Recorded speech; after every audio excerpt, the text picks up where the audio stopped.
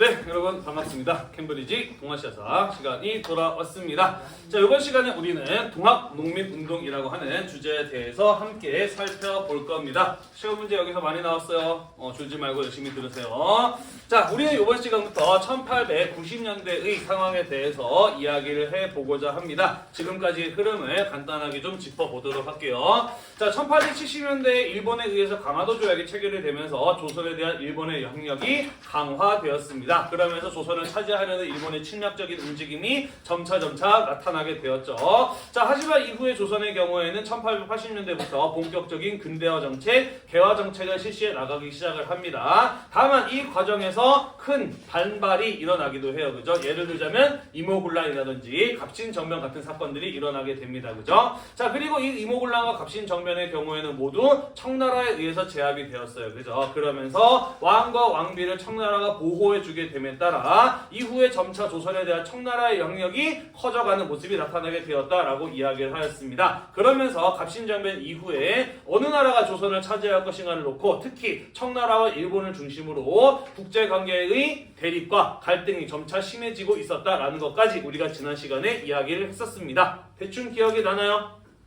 네. 자, 그러다가 이 조선을 둘러싼 청과 일본 사이의 갈등이 커져가다가 결국 1890년대로 가게 되면서 동학농민운동이라는 사건을 계기로 전쟁이 일어나게 되니 그게 바로 청일전쟁이라는 것이고요. 여기에서 승리한 일본이 조선을 독차지할 기회가 주어지게 되는데 또 그 뒤에 다양한 상황들이 벌어지게 됩니다. 또한 일본의 경우에는 조선을 자신의 입맛에 맞는 사회구조로 바꾸고 싶어 했어요. 그러면서 조선에 대한 개혁을 강요하면서 이른바 갑오 을미개혁이라고 하는 것이 진행되기도 하는데 이번 시간에 우리 동학농민운동과 청일전쟁의 발발에 대해서 일부 이야기를 하고요. 다음 시간에 청일전쟁과 갑오 을미개혁에 대해서 이어서 살펴보도록 하겠습니다. 준비됐나요? 네.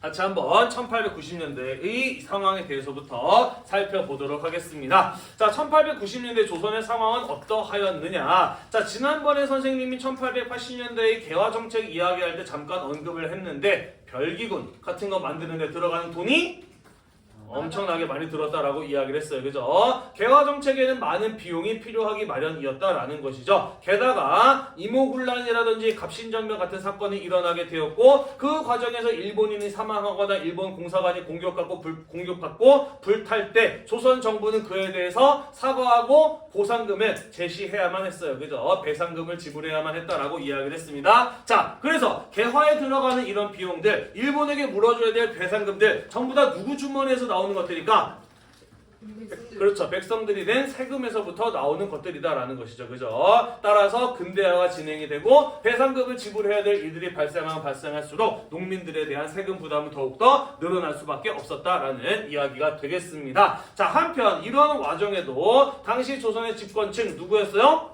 민씨 정권이었다라고 이야기를 했죠. 그죠? 고종의 와이프 쪽 가족들이 민씨들이 정권을 장악한 상황이었다라고 이야기를 했는데 왕의 외척이 권력을 독점했다라는 점에서 이때의 상황은 언제랑 비슷했다라고 이야기를 했냐면 세도 정치와 비슷한 상황이었다라고 이야기를 하였어요. 그죠? 민씨일파가 조선의 고위 관직을 독차지하고 있었고 이들에게 뇌물을 먹인 사람들이 관직을 사고파는 일들이 빈번하게 일어나고 있었다라고 이야기를 했습니다. 그죠? 자, 그러다 보니 민씨일파에게 뇌물을 주고 관직을 산 사람들의 경우에는 뭘 해야 된다 그랬어요? 본전을 뽑아야 된다 그랬어요. 누구로부터?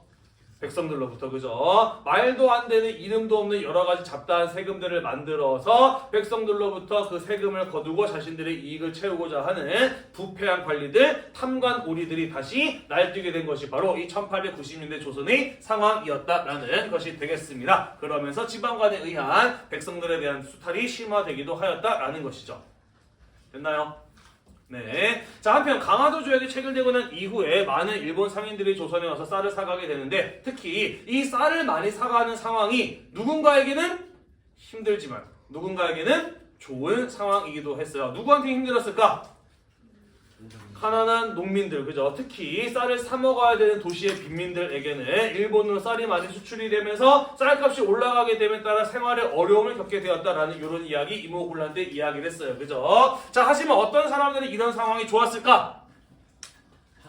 땅 부자들, 지주들 입장에서는 매우 반가운 상황이죠. 그죠? 땅을 많이 가지고 있는 사람들, 이 사람들 자기 땅을 직접 다 농사를 짓는 사람들이 아니에요. 그죠? 자기가 땅을 가지고 있으면서 땅이 없는 농민들한테 내 땅을 빌려주고 내 땅에서 농사를 지은 대가를 일부를 받아냅니다. 우리는 그런 걸 가지고 소작료라고 이야기를 하는데, 소작료는 보통 1년 동안 농사 지어서 얻을 수 있는 쌀의 3분의 1에서 2분의 1 정도를 받아갑니다. 꽤나 많은 양이긴 하죠. 그죠? 자, 따라서 이 지주들 입장에서는 먹고 사는 걱정이 없는 사람들이기 때문에 쌀이 비싼 값에 일본에 많이 팔리게 되면은 자기의 재산을 빌릴 수 있는 절호의 기회인 거잖아요. 그죠?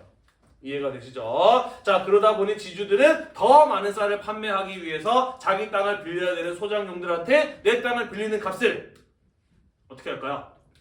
더 높이는 거죠. 그죠? 자, 땅이 없는 농민들의 경우는 먹고 살기 위해서 지주의 땅을 빌려야만 하는 갑과 을의 관계에 놓여 있는 사람들이었기 때문에 지주들이 비싼 소작료를 요구할 때 그것을 지불하면서라도 농사를 짓고 살 수밖에 없는 사람들이었다라는 것이죠. 이해가 되나요? 일본으로 쌀 수출이 활발하게 늘어나게 되면서 땅을 빌려서 농사를 짓고 살아야 되는 소작농들의 삶은 더욱더 어려워지게 되었다라는 것입니다. 자, 특히 일본 상인들이 우리나라에 와서 많이 팔았던 상품이 뭐냐면요, 영국산 면제품이었어요. 지난번에 잠깐 이야기했는데 세계에서 가장 먼저 산업혁명이 일어난 나라가 바로 영국이었어요. 그리고 그 영국에서 가장 먼저 만들어진 기계화 공장이 면제품을 만드는 기계화 공장이었다라고 이야기를 했습니다. 지금 여러분들 전부 다 면제품을 입고 있잖아요. 그죠? 면제품의 경우에는 의식주와 관련된 생필품이기 때문에 당시 영국산 면제품의 경우에는 영국뿐만 아니라 전 세계적으로 가장 많이 팔리는 대표적인 상품이었다라는 것이죠. 그리고 일본 상인들이 이러한 면제품을 수입해와서 우리나라에다가 많이 팔았다라는 것이에요.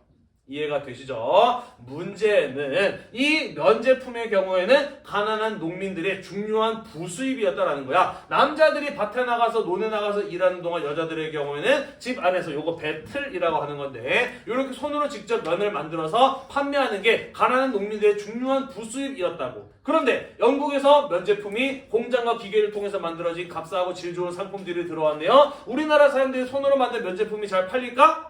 잘 안 팔리겠죠. 그죠? 그러면서 부수입도 줄어들게 되면서 농촌에서 집안에서 먹을 만들어서 판매하고 있었던 이런 부수입도 크게 어려워지게 되었다라는 것이에요. 다시 말해서 1890년대에 조선 농민의 삶은 어떠하였느냐? 총체적인 난국이었다. 특히 경제적인 분야에서 있어서는 이 사람들이 정말로 먹고 살기 힘든 이러한 상황이 펼쳐지고 있었다라는 것이죠. 이해가 되나요?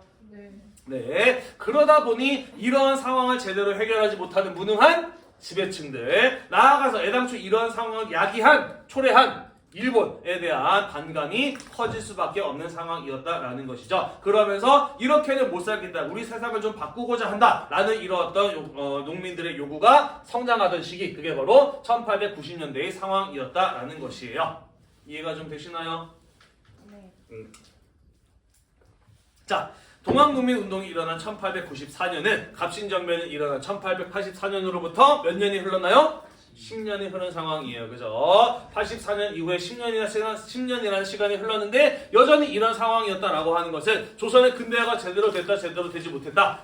그렇죠. 제대로 되지 못한 상황, 조선의 근대화를 제대로 이루지 못한 상황이었다는 것을 또 잘 보여주는 사례라고 볼 수가 있겠네요. 자, 이러한 상황 속에서 동학농민운동이 전개되어 나가게 됩니다. 그 시작과 과정을 같이 한번 이야기를 해보도록 할게요. 분명히 방금 전에 다른 반에서 이 수업을 했는데 또 막상 카메라를 켜니까 또 말이 꼬인단 말이지. 지금 별로 이렇게 내가 하고 있는 수업이 썩 마음에 들지 않네요. 아유, 비겁한 변명이야, 그지? 자, 우리 지난번에 세도정치 배울 때 동학이라고 하는 종교에 대해서 잠깐 배운 적이 있습니다. 배운 기억 나나요? 네, 경주의 몰락한 양반인 최재우라고 하는 사람이 서양의 학문 서학에 대항한다라는 의미에서 동학이라고 이름을 지은 새로운 종교가 만들어졌다라는 거 이야기를 했습니다. 그리고 최재우의 경우에는 사람이 곧 하늘이다라고 하는 평등 사상이 담겨있는 교리를 사람들에게 가르치고자 하였다라고 이야기를 하였어요. 그러다 보니까 신분 제도 속에서 신분적 차별 속에서 고통받고 있었던 가난한 하층 농민들을 중심으로 동학을 믿는 사람들이 점차 늘어나게 되었다라고 이야기를 하였죠. 그리고 동학이라고 하는 새로운 종교의 존재를 알게 된 조선 정부의 경우에는 이것을 세상을 어지럽히는 나쁜 종교, 사이비 종교로 규정을 지었어요. 그죠? 그래서 동학을 창시한 최재우를 혹세무민의 죄, 사람들을 속이고 세상을 어지럽힌 죄로 처형하였다, 사형시켰다라는 이런 이야기를 지난번에 한 적이 있습니다. 기억이 나시죠? 자, 하지만 최재우의 뒤를 이어받는 2대 교주였던 최시형 때부터 최재우의 가르침을 정리하기 시작을 합니다. 그의 교리를 책으로 만들어서 사람들에게 널리 알리려는 노력을 하게 되어 뿐만 아니라 동학이라고 하는 종교를 믿는 사람들을 조직하기 시작을 합니다. 그러면서 포접제라고 하는 동학 특유의 조직을 만들어내면서 동학이라고 하는 종교단체, 교단을 정비하기도 합니다. 포접제라고 하는 게 뭐냐면요, 이런 거예요. 한 마을에 동학을 믿는 사람들이 한 30명, 50명 정도가 있어. 그러면 그 사람들을 묶어서 접이라고 하는 단위로 운영을 하는 겁니다. 그리고 여러 개의 접을 지도하는 포라고 하는 상위 조직을 두는 거예요. 그렇게 함으로써 교주 아래 포 그리고 여러 접들을 통해서 곳곳에 이 동학을 믿는 사람들을 지도하는 조직, 그게 바로 포접제라고 하는 조직이 되겠습니다. 이해가 되시죠? 자, 그러면서 교리와 교단에 대한 정비가 이루어지게 되면서 정부의 탄압을 받는 와중에도 이 동학을 믿는 사람들의 숫자는 점차 늘어나게 되었다라는 겁니다. 특히 어떤 지방에서 동학을 믿는 사람들 숫자가 빠르게 늘었느냐? 충청도라든지 전라도 지방에서 동학을 믿는 사람들의 숫자가 빠르게 늘어났다라는 것이죠. 왜 그러느냐? 충청도와 전라도는 우리나라의 대표적인 어떤 곳이에요? 곡창지대예요. 그죠? 쌀이 가장 많이 생산되는 지역입니다. 쌀이 많이 생산되는 지역이다 보니까 당연히 수탈도 크게 집중되었던 지역이에요. 따라서 충청도, 전라도 지역, 물론 조선에 안 그런 데는 없었습니다만은 충청도, 전라도 지역의 경우에는 탐관오리에 의한 세금 수탈이 더욱 심했던 지역이었기 때문에 이 지역의 농민들은 더더욱 먹고 살기가 힘들었던 것이고, 이런 동학과 같은 새로운 종교에 더욱더 쉽게 빠져들었다라고 볼 수가 있는 것이겠죠. 그죠? 이해가 되나요?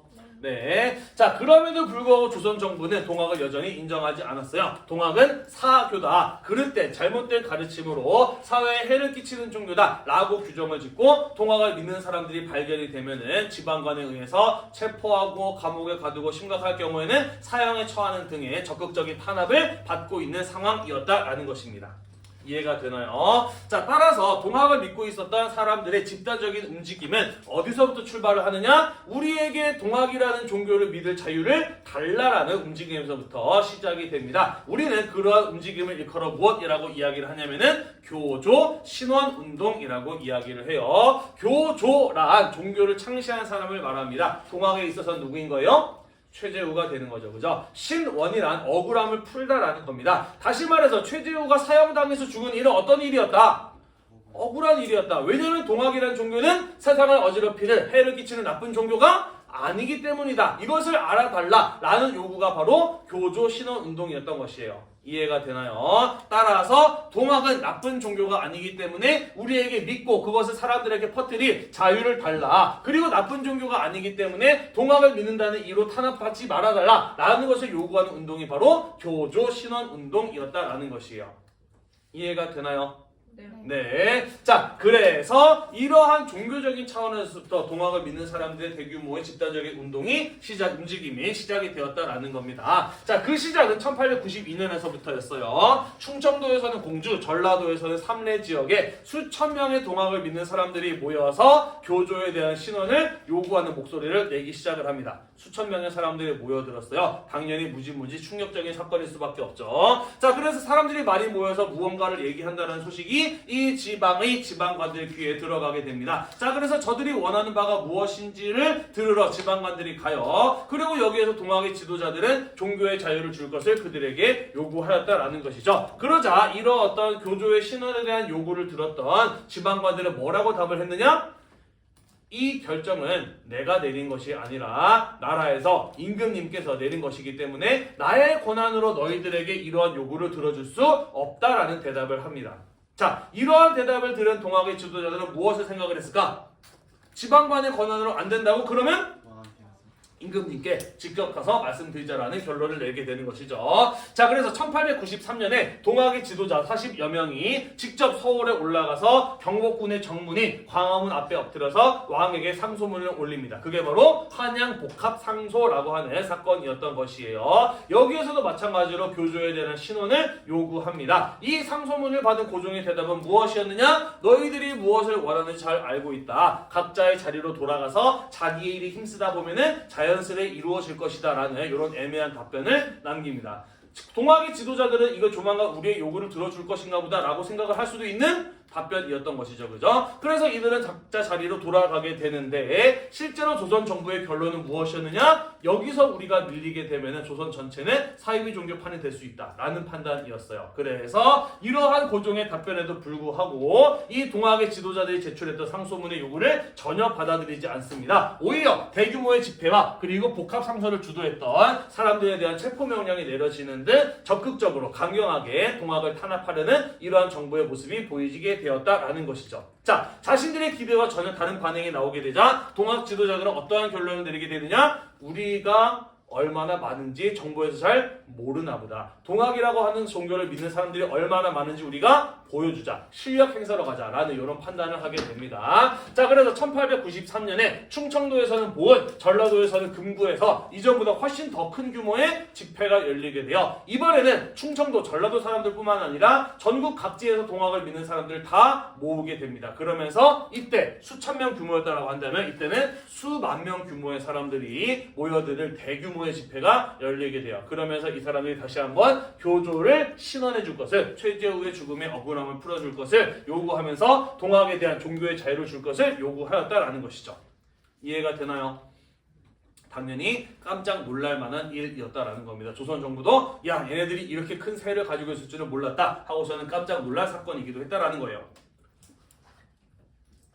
중요한 거는요, 사람이 수만 명이 모였어요. 이렇게 많은 사람들이 모이면 우리는 단순히 종교적인 요구뿐만 아니라 더 큰 일도 해낼 수 있을 것이다 라는 이런 자신감을 사람들이 갖게 되었겠죠. 그죠?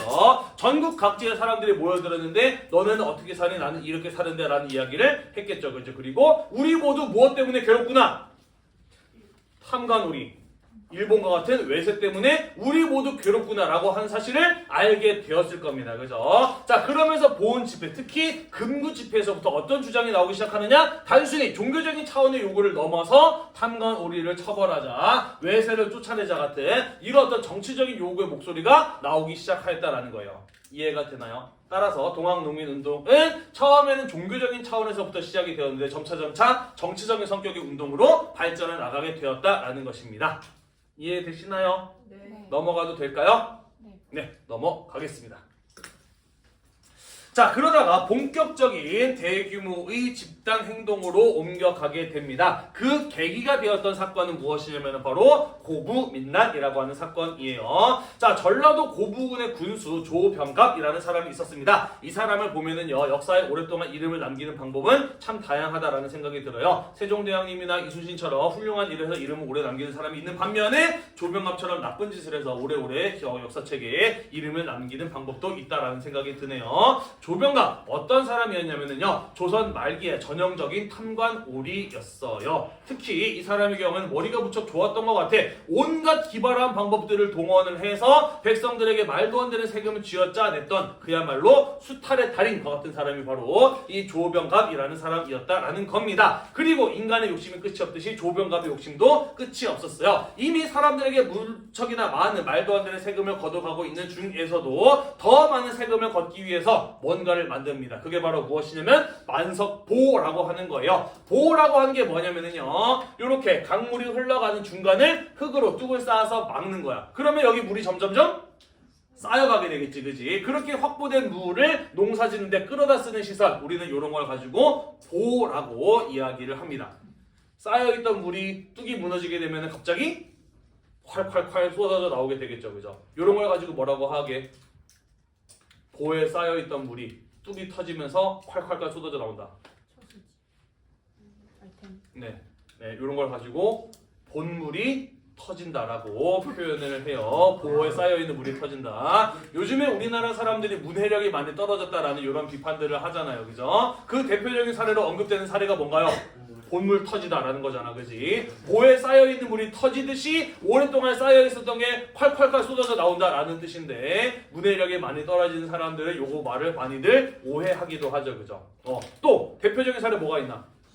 심심한 사과 있죠, 그죠? 심심한 사과를 드립니다라고 하니까 뭐야, 사과하는데 네가 왜 심심해라고 막 따지잖아요, 그죠? 심심한 사과는 어떤 뜻인가요? 되게 깊은. 네, 마음 심자에 깊을 심자죠. 마음 깊이 사과드립니다라는 뜻인데 심심해? 라고 또 시비를 거는 뭐 이런 일들이 있기도 하죠. 자, 아무튼 이 조병갑의 경우에는 당시 고부군에 이미 농사를 짓는데 필요한 물을 확보하기 위한 보가 만들어져 있는 상황이었어. 하지만 추가적으로 더 세금을 걷기 위해서 우리 마을에 보가 부족하다. 보 하나 더 만들자 라고 이야기를 해서 농민들을 동원해다가 보를 만든 거예요. 그게 바로 만석보라고 하는 겁니다. 농민들의 경우에는요, 자기 농사를 짓기로 바쁘지만은 군수가 만들자고 하니까 억지로 끌려가서 보를 만들었어요. 만들면서도 그래, 이런 것을 통해서 우리가 농사 지을 때 필요한 물을 충분히 확보했으면 그것도 나쁘지 않다라고 생각을 했는데 이게 웬걸? 보가 만들어지고 난 다음에 거기는 물을 끌어다 쓰니까 물세네, 물값네 라고 농민들한테 요구를 했던 겁니다. 누가 만들었는데? 농민들 손으로 만드는데, 그죠? 군수가 물값을 내라고 요구를 하는 겁니다. 그래서 농민들이 일 더 이상 못 참겠다 싶어가지고 관청으로 찾아가요. 고부 관하로 찾아가서 이거 잘못된 거 아닙니까? 라고 따지자 오히려 매질을 해서 사람들을 쫓아내기도 했다라고 해요. 자, 그래서 견디다 못한 농민들은 당시 고부군의 동학 지도자 접주였던 전봉준을 찾아가게 되고요. 전봉준은 안 되겠다, 우리가 직접 나서야 되겠다라는 판단을 하게 됩니다. 그러면서 고부의 군민들을 모아다가 봉기를 일으켰으니 그 사건이 바로 고부민란이라는 사건이었고요. 고부의 관청이죠. 고부의 관할을 점령하기까지 이르게 됩니다. 조병갑 어떻게 됐을까요? 때려 죽겠다. 그렇죠. 봉기가 일어났다는 소식이 듣자마자 잽싸게 도망갑니다. 원래 나쁜 놈들은 욕 많이 먹으면 오래 산다고 했잖아요. 조병갑 늙어 죽을 때까지 편안하게 살다가 죽습니다. 자, 아무튼 조병갑은 잽싸게 도망가고 농민들이 고부 관할을 점령한 사건, 그게 바로 고부민란이라고 하는 사건이에요. 자, 가끔 가다가 수능이나 모의고사에 요런 게 지문으로 나오기도 해요. 요거 뭐냐면은 사발통문이라고 하는 것이거든요. 통문이란 같은 뜻을 가진 사람들을 모으기 위해서 널리 알리는 문서라고 되어 있습니다. 여기 보면 어떤 내용이 써 있느냐? 조병갑은 이렇게 나쁜 짓을 한 사람이다. 우리는 조병갑을 잡아 죽이기 위해서 몇 월 며칠 날 함께 움직임을 할 것이니 함께 하고 싶은 사람들 어디로 모여 주시오 라는 내용이 적혀 있는 게 바로 이 사발통문이에요. 일종의 함께 뜻을 할 사람들, 뜻을 모아서 함께 행동한 사람들을 모으기 위한 전단지였다라고 보시면 되겠죠. 자, 그런데 왜 사발통문이냐? 여기에 함께할 사람들이 자기 이름을 썼는데 이름은 어떤 식으로 썼냐면은 마치 사발을 엎어 놓은 것처럼 동그라미로 돌아가면서 이름을 써서 사발통문이라고 이야기를 해요. 왜 이름을 이렇게 동그랗게 돌아가면서 썼을까? 그렇죠. 위에서부터 이렇게 이름이 하나, 둘, 셋, 넷 써 있으면은 당연히 맨 위에 이름 쓴 사람이 뭐야? 제일 먼저 일을 쓴 사람이고 이거를 주동한 사람이잖아요. 그죠? 그래서 누가 이 일을 꾸미고 주도했는지를 숨기기 위해서 동그랗게 돌아가면서 이름을 쓰는 거, 요걸 가지고 사발통문이라고 이야기를 해요. 요걸 보면은 뭘 떠올리면 된다? 동학농민운동 아니면은 그렇죠, 고부민란을 떠올리시면 된다라는 거예요. 시험 문제 나왔는지 안 나왔는지 모르겠습니다만은 일단은 보고 넘어가도록 합시다. 자, 아무튼 이 농민들이 고부 관할을 점령해서 이 사건이 조선 정부에도 보고가 되어 조사해 보니까 진짜로 조병갑이 나쁜 놈이었다는 사실이 밝혀지게 됩니다. 그래서 정부에서는 군수를 교체해줘요. 그리고 새로 군수가 내려와서 조병갑이 잘못했던 거 맞다, 나는 앞으로 그렇게 하지 않겠다라고 약속을 하기까지도 합니다. 그러면서 농민군들은 해산을 하였다라는 것이죠. 자, 그리고 그 뒤에 누가 오냐면은 안핵사로 이용태라고 하는 사람이 와요. 이름은 이용태고요. 이 사람의 관직이 안핵사라고 하는 것이었어. 자, 안핵사라고 하는 것은 무엇을 하는 관리냐면은요. 에어컨 껐나? 네, 추워서? 네, 알았어요. 안핵사라는 사람은 뭐 하는 사람이냐면은요, 농민 봉기가 일어나게 되면은 이게 왜 일어났는지를 조사하고 또 다른 농민 봉기가 일어나지 않도록 재발 방지 조치를 하는 사람이 바로 안핵사라고 하는 사람입니다. 자, 그래서 안핵사는 보통 어떻게 하느냐? 조사해봤더니 그래, 군수가 잘못한 게 맞네. 하지만 백성들이 정부의 지도를 따르지 않은 것은 잘못한 일이기 때문에 이 사건을 주도한 사람 1명 내지 2명 정도를 잡아다가 처벌 보통은 사형이죠. 하는 정도의 재발 방지 조치를 하는 사람이 안핵사라는 사람이에요.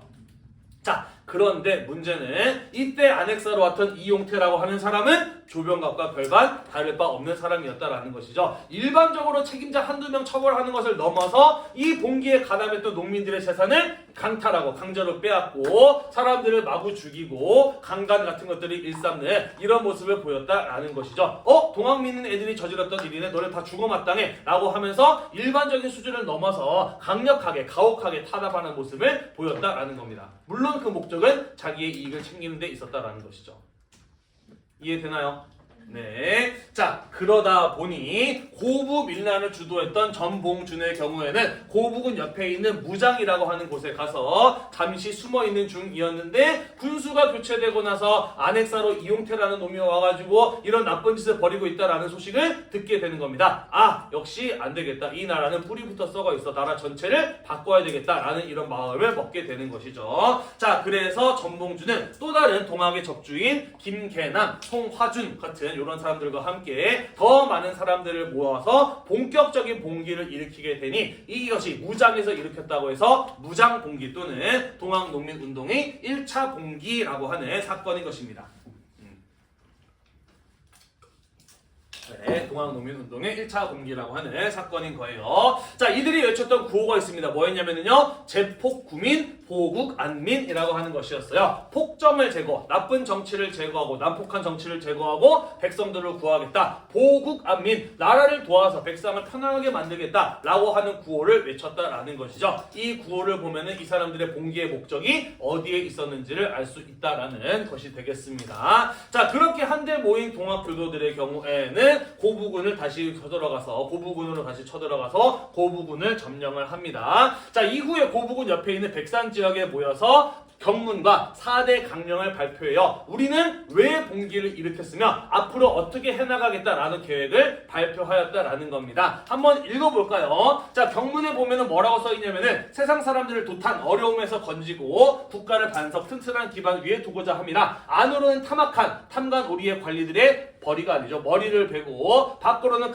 횡포한 강적 나쁜 무리들을 몰아내고자 합니다. 라고 이렇게 밝히고 있습니다. 이들의 목표가 부패한 조선의 관리들을 처벌하고 외사를 몰아내며 있음을 분명히 밝히고 있었다라는 것이죠. 자, 농민군의 4대 강령, 4가지 지켜야 되는 원칙 같은 행동 강령 같은 것들을 보면은 마찬가지로 사람을 죽이지 않고 물건을 파괴하지 않는다. 춤과 혀를 온전히 하며 세상을 구하고 백성들을 편안케 한다. 일본 오랑캐를 몰아내고 없애고 왕의 정치를 깨끗이 한다. 군대를 몰고 서울로 들어가 권세가와 귀족들을 모두 없앤다. 라고 되어 있습니다. 마찬가지로 부패한 조선 정부를 개혁할 것, 그리고 외세를 몰아낼 것을 그 목표로 하고 있음을 밝혔다라는 것이죠. 왜 이런 거 했을까? 우리 이렇게 하려고 한다. 우리와 함께 할 사람도 있으면은 모여달라 라는 호소였던 것이죠. 많은 사람들이 모여들었을까요? 네, 모여들어요. 탐관 오리의 수탈로부터 고통을 받고 있는 사람들이 고부군에만 있었나요? 아니에요. 그죠? 전국 각지에 다 있었어요. 그죠? 특히 전라도 지역은 특히나 더 경우가 심했다라고 이야기를 했죠. 그죠? 그러면서 이러한 계획에, 이러한 경문에 동의했던 사람들, 수많은 사람들이 모여들게 되면서 한 10,000명 정도의 사람들이 백산에 집결하였다라고 이야기를 합니다. 자, 그래서 이후에 전봉준의 경우에는 모여든 사람들과 함께 전라도 일대를 쭉 돌아다니기 시작을 해요. 그러면서 새로운 고을에 들어가게 되면은 그 지역의 탄관 오리들 쫓아내고 지금까지 탄관 오리들이 부당하게 거뒀던 쌀들 주민들한테 나누어주고 억울하게 감옥에 갇힌 사람들 풀어주고 하는 이런 행동들을 하게 됩니다. 마을에 사는 사람들은 어떤 반응을 보였을까요? 그렇죠. 와, 드디어 우리가 꿈꿨던 새로운 세상이 왔구나 라고 하면서 굉장히 크게 환영을 하게 되었겠죠. 그러면서 새로운 마을에 갈 때마다 이에 동참하는 사람들 숫자는 어떻게 될까요? 점점 더 늘어나게 되겠죠. 그죠? 자, 그래서 조선 정부에서는 더 이상 가만둬서는 안 되겠다라는 판단을 하게 됩니다. 이들을 제압하기 위해서 군대를 보내요. 먼저 전라도 지역을 지키는 군대에 전주 감영군을 보내게 됩니다. 자, 그러면서 봉기한 농민군과 전주 감영군 사이에서 황토현 정읍 지역에서 전투가 벌어지게 되는데 기세등등했던 농민군은 여기에서 전라 감영군을 격파하고 큰 승리를 거두게 됩니다. 자, 그러면서 마찬가지로 전라도 남쪽 지역을 또 또 한 바퀴 쭉 돌아요. 전라도 남쪽 지역을 돌면서 아까 했던 것처럼 고을에 들어가서 탐관오리 쫓아내고 쌀 나누어 주고 억울하게 갇힌 사람들 풀어주고 하는 행동들을 하면서 더더욱 많은 사람들이 이들과 함께 하게 되는 것이죠. 자, 정부도 이 사태의 심각성을 깨닫게 되면서 안 되겠다, 얘네들을 잡기 위해서 정예부대를 보내야 되겠다라는 판단을 하게 됩니다. 그러면서 서울을 지키는 한성 경군을 전라도에 파견을 하게 되고요. 서울에서 내려온 한성 경군과 농민군 사이에서 황룡촌 지역에서 큰 전투가 벌어지게 되는데, 여기서도 기세가 올랐던 농민군이 조선의 한성 경군을 격파하고 큰 승리를 거두게 됩니다. 자, 더 이상 이들을 막을 수 있는 세력이 없어요. 그죠? 그대로 농민군은 쭉 올라가서 어디까지 장악을 하게 되느냐? 전주성을 점령하기까지 이르게 됩니다. 이것은 예사로운 일이 아니에요. 전주는 어떤 곳이냐? 전라감영이 있는 곳입니다. 전라감영은 어떤 곳이냐면, 오늘날로 치자면은 전라도 도청 소재지인 곳이에요. 다시 말해서 전라도 도청이 이 농민군의 손에 넘어가게 되었다라고 하는 것은 무엇을 의미한 것이냐? 전라도 지역 전체가 농민군에 의해서 장악되었다라는 것을 의미한다라는 거예요. 이해가 되나요? 네. 조선은 전국에 몇 개의 도가 있었죠? 8개의 도가 있어서 그 중에 하나가 그죠? 농민군에 의해서 장악이 된 겁니다. 게다가 전라도는 쌀이 많이 생산되는 지역이에요. 그죠? 조선 정부에 가장 많은 세금이 들어오는 지역인데 거기에 농민군의 손에 넘어가 버리고 만 겁니다. 그런데 문제는 조선 정부가 이 문제를 스스로 해결하지 못해요. 그죠? 그래서 고종은 어떠한 결단을 내리게 되느냐? 자, 지금까지 왕이 스스로 문제를 해결하지 못했을 때 나서서 도와준 사람들이 누구였나요? 청이었죠. 그래서 이번에도 청나라에게 도움을 요청하게 됩니다. 안타까운 모습이죠. 자, 청나라 입장에서는 이런 요청이 반가울까요? 네. 반갑죠. 그죠? 이모군란 때 도와주고 갑신정비 때 도와줘서 조선에 대한 영향력을 더욱더 키워나갈 수 있었잖아요. 그죠? 이번에도 조선을 도와주고, 정확히는 왕을 도와주고 조선을 더욱더 자신들이 장악해 나갈 수 있는 절호의 기회로 판단했던 겁니다. 바로 청나라에서 군대를 보내와요. 문제는 갑신정변이 끝나거나 이후에 청나라랑 일본 사이에서 무슨 조약이 맺어졌어요? 텐진 조약이 맺어졌고, 다른 나라가 조선의 군대를 보낼 때 또 다른 나라에게, 그러니까 청나라는 일본에게, 일본은 청나라에게 미리 알려주도록 한 게 바로 이 텐진 조약이잖아요. 그죠? 자, 그래서 청나라의 경우에는 조선의 군대를 보낼 때 일본에게 알리게 되었다라는 것이죠. 그리고 일본 역시 이번에야말로 청나라를 몰아내고 조선을 독차지할 절호의 기회로 여기고 있었습니다. 사실 갑신정변이 끝난 지 10년이라는 시간이 지났잖아요. 그동안 일본은 무엇을 준비하고 있었느냐? 청나라랑 전쟁을 해서 조선을 독차지할 준비를 하고 있었습니다. 철저하게 군사력을 강화해 나가는 과정에 있었던 것이죠. 그러면서 기회만 생기면 청나라랑 전쟁할 준비를 하고 있었는데, 때마침 동학농민운동이 터졌고 청나라가 조선에 군대를 보내게 되면서 일본에게 알려왔던 겁니다. 일본도 곧바로 군대를 보내오게 돼요. 조선에 머무르고 있는 일본인들을 보호한다는 명분하에 인천으로 군대를 보내오게 됩니다. 자, 그러면서 지금 조선에 어떤 상황이 벌어지게 된 거예요? 청나라의 군대와 일본 군대가 모두 들어와 있는 상황이 된 겁니다. 뭐가 터질 수 있어요? 두 나라 사이에 전쟁이 터질 수 있어요. 그죠? 자, 농민군이 봉기를 일으켜서 전라도 지역을 장악한 것과 청나라와 일본의 전쟁이 조선 안에서 터지는 것과 둘 중에 뭐가 더 큰 문제인가요? 청나라. 전쟁이 훨씬 더 큰 문제예요. 그죠? 자, 그래서 조선 안에서 청나라와 일본 사이의 전쟁을 막아야 되겠다라고 생각한 조선 정부는 뒤늦게나마 이 농민군과 협상에 나서게 됩니다. 자, 그러면서 전주에서 만나서 양측의 대표가 화해를 약속하게 돼요. 그게 바로 무엇이냐면 전주 화약이라고 하는 겁니다. 농민군은 해산하기로 약속을 하고요. 정부는 농민군들의 개혁의 요구를 받아들여서 조선 사회를 개혁할 것을 약속을 하게 됩니다. 그게 바로 전주 화약 이라고 하는 것이었다라는 것이에요. 네, 자, 이때 농민군이 제출했던 개혁안을 보면은 이들이 어떠한 사회를 꿈꾸고 있었는지를, 어떠한 목표를 가지고 있었는지를 알 수가 있습니다. 자, 예를 들자면은 여기 2번을 보면은 탐과 놀이를 처벌한다라는 내용 들어있고요. 자기들을 괴롭게 만들었던 부자나 양반들에 대한 징계 내용이 들어가 있습니다. 구체제에 대한 해결, 반부패, 이러한 내용들이 들어가 있다라고 볼 수가 있는 것이죠. 자, 그리고 5번 같은 거 보면 여기 뭐라고 써있냐면은 노비 문서는 불태울 것이라고 되어 있어요. 무엇에 대한 요구인가요? 신분제 폐지에 대한 요구가 들어가 있어요. 그죠? 그 밑에 6번을 보면은 마찬가지로 신분적인 차별을 받고 있었던 사람들의 대우를 개선할 것 같은 이런 요구가 들어가 있기도 합니다. 청춘 과부, 나이가 젊은 혼자가 된 여인의 개가 재혼을 허용할 것 같은 이러한 현실적인 요구들도 반영이 되어 있다라는 것이에요. 그 외에도 이름 없는 잡다한 세금들 없앨 것, 외와 통하는 자들 엄격하게 징계할 것 같은 이러한 요구들이 동학농민운동 때 나왔던 태정개혁안 12개조에 잘 드러나 있습니다. 시험 보시기 전에 교과서에 읽기 자료로 나와 있거든요. 꼭 꼼꼼하게 읽어보시기를 바라요. 이번 시험 범위 어떤 내용이 많냐면요, 다 개혁 또는 개혁 시도에 대한 내용이 많아요. 갑신정변, 동학농민운동, 가보개혁, 을미개혁, 그 다음에 독립협회, 그 다음에 광무개혁 등등등 수많은 개혁의 시도들이 나오게 되거든요. 이 사건 때 이 사람들이 뭘 하고 싶었는지, 어떤 개혁의 요구가 나왔는지 이런 내용들을 중심으로 잘 정리해 두시기를 바라요. 개혁안을 보고 이게 어떤 사건이었는지를 여러분들이 구분할 줄 알아야 되는 문제들이 나올 예정입니다. 나올 수 있어요. 됐나요? 됐나요? 네, 자 그래서 아무튼 전쟁이 발생할 것을 우려해서 정부와 농민군 사이에 협상이 이루어지고 전주 화약이 맺어지게 되면서 농민군은 해산하게 되었다라는 겁니다. 이후에 조선 정부는 교정청이라고 하는 것을 설치를 해서 조선 사회를 개혁하고자 하였다라는 것이고요. 농민군은 전주 화약이 맺어지고 난 이후에 각각의 마을로 돌아가서 자기 마을에다가 집강소라고 하는 개혁기구를 설치를 해요. 그러면서 노비 문서를 불태우고 부패한 탐관 오리 같은 사람들을 처벌하고 각종 잡다한 세금들을 폐지하는 등 직접 패단이 많은 정치를 개혁하려는 모습을 보였다라는 것이죠. 그러면서 위에서부터 동시에 아래에서부터 조선 사회를 개혁하고자 하는 자주적인 개혁의 시도가 이루어지게 되었다라는 것입니다. 좀 진작에 했으면 참 좋았을 텐데 문제는 이러한 시도가 이미 우리나라에 청나라와 일본의 군대가 들어와 있는 상황에서 전개되었다라는 것이죠.